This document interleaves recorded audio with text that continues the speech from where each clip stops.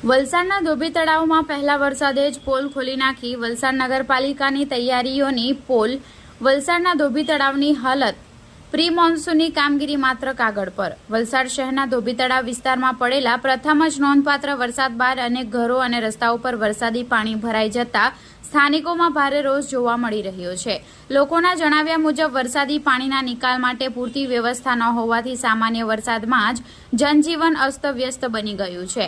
સ્થાનિકોના આક્ષેપ મુજબ દર વર્ષે પ્રી મોન્સૂનની કામગીરીના નામે લાખો રૂપિયાના ટેન્ડર અને સફાઈના દાવા કરવામાં આવે છે, પરંતુ પ્રથમ વરસાદમાં જ તેની વાસ્તવિકતા સામે આવી ગઈ છે। જો ગટર અને ડ્રેનેજની યોગ્ય સફાઈ અને જાળવણી કરવામાં આવી હોત તો આવી સ્થિતિ સર્જાઈ ન હોત તેવી લોકોની ફરિયાદ છે। હવે લોકોનો મુખ્ય સવાલ એ છે કે પ્રી મોન્સૂન કામગીરી પાછળ થયેલો ખર્ચ ક્યાં ગયો?